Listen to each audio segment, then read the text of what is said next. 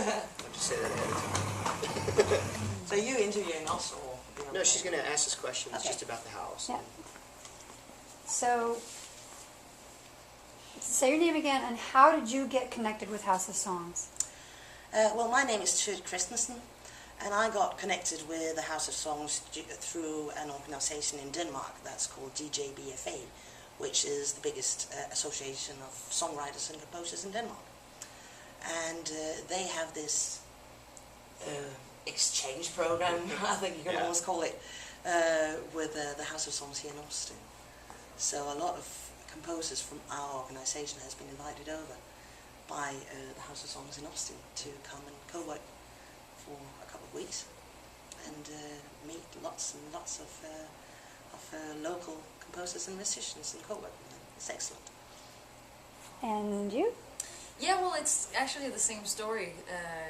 Yeah, I got in contact with the DJBFA, which is the organization that you was talking about, and yeah, I applied to get over here, and they said yes. So I'm just very happy to be here. It's a great experience. Good. How long of a waiting period? But when you applied till you found out that you were coming and actually got here? Well, I think it was about a month or so. It wasn't that long, actually. They just needed to check out who I was and what kind of music I had been doing before, probably to make sure that everything was okay, and what kind of albums I had released or what kind of music I was writing, so they could, put me together with songwriters over here. So yeah, great. It's just been great. And as far as the musical atmosphere, do you find it's different here from in Denmark? It's very vibrant here, especially the live scene. I think it's different in the sense that here it's quite common that you can have a gig just about every night. There'll be live music somewhere, when Denmark is more concentrated around the weekends. So there'll be more small gigs here, and for that reason maybe more musicians in the flux of the city.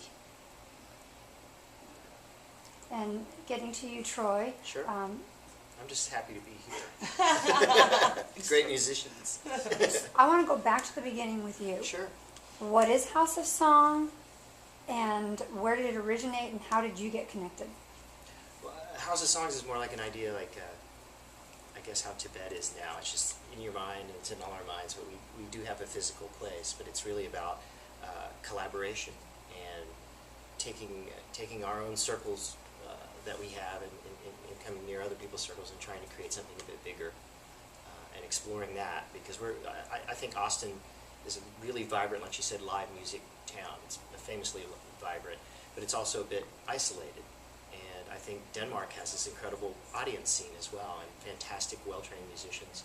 And it's great for us to figure out ways to get outside of our comfort zones and to be able to come together, because the quality is all there. And I think that both cultures, I found just from going over there myself and working with other artists, there's a good synchronicity between the two, or vibration between the two. And I don't know why that is. I mean, certainly the Danish musicians have a choice to go to LA or Nashville, and we get these applications from certain people that just, they're a bit more of, I think, explorers. They want to try something different. Vikings. They're Vikings, yeah. We get, crazy cowboys here. It's a good match. And it's been going on for a couple months. Tell me about the trip that Austin just took to Denmark. Yeah, we actually went that way, and we brought several musicians, and we ended up working in a castle and doing Song Castle. And we had 2.5 days of intensive writing, culminating in an amazing festival called the Spot Festival, which I would compare to our South by Southwest, but for Scandinavia. And we had to perform 15 brand new songs in front of 300 people. No pressure. It was a lot of pressure, but it was the kind of pressure that as artists I think we all actually enjoy.